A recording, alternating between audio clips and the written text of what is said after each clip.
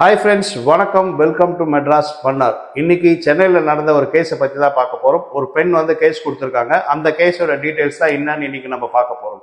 முக்கியமாக பார்த்தீங்கன்னா கோயிலுக்கு மக்கள்லாம் போகிறாங்கன்னா எதுக்குன்னு பார்த்தீங்கன்னா தங்களோட மன அமைதிக்காகவும் தனக்கு இருக்கிற பிரச்சனையிலேருந்து கொஞ்சம் ரிலாக்ஸ் ஆகவும் அந்த அமைதியான சூழலில் போனால் கடவுளை பார்த்தா தங்களோட பிரச்சனைகள்லாம் குறையும்ன்ற நம்பிக்கையில தான் வந்து இப்போ நிறைய பேர் வந்து கோயிலுக்கு போகிறது. அது மட்டும் இல்லாமல் கோயிலில் வேலை செய்கிறவங்க எல்லாருமே வந்து கடவுள் பணிக்காக வந்திருக்கோம். அதனால கடவுள் நம்மளுக்கு சொல்லியிருக்க அந்த நெறிகளோட தான் வாழணுன்றது தான் வந்து அவங்களுமே வந்து புரிஞ்சுக்க வேண்டிய விஷயம்.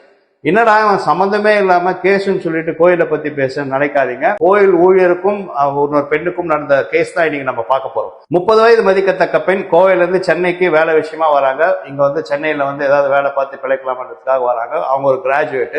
ஸோ இங்க வந்து ஒரு பிரைவேட் சேனல்ல ஒர்க் பண்ண மாதிரி தான் டீட்டெயில்ஸ் கிடைச்சிருக்கு. ஸோ அவங்க பாத்தீங்கன்னா அங்க வேலை செஞ்சுனே இருக்கும்போது அவங்க ரெகுலரா பாத்தீங்கன்னா பாரிஸ்ல தம்புச்செட்டி ஸ்ட்ரீட்ல இருக்க ஒரு கோயிலுக்கு ரெகுலரா போக ஆரம்பிச்சிருக்காங்க.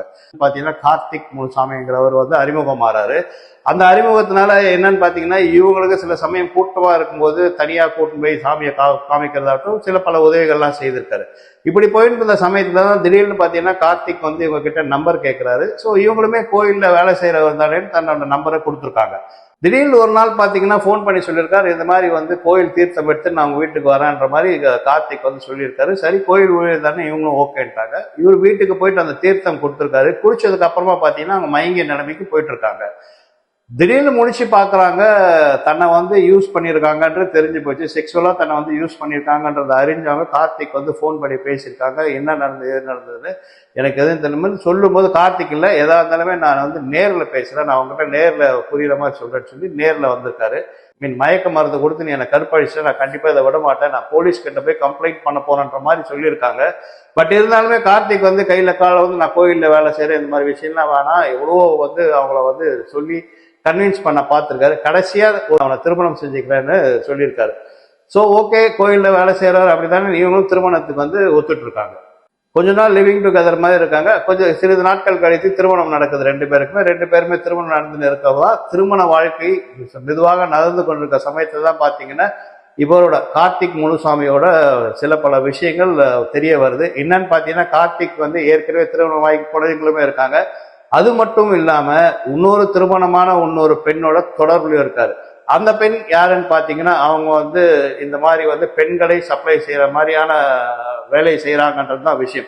அதுவும் இல்லாம கார்த்திக் பாத்தீங்கன்னா இன்னொரு விஷயம் இருக்குன்றது தெரிய வருது. இது மாதிரி பல பிசினஸ் மேன்களோட தொடர்பு வச்சு அவங்களுக்கு பெண்களை வந்து அனுப்புற மாதிரியான விஷயமே வந்து வெளியில வருது.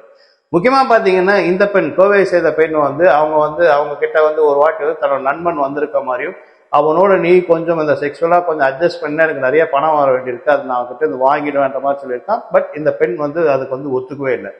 இதுக்கப்புறம் பாத்தீங்கன்னா அந்த தொடர்புல இருக்க பெண் போன் பண்ணி வந்து இந்த பெண்ணை கோவையை சேர்ந்த பெண்ணை வந்து மிரட்டியிருக்காங்க.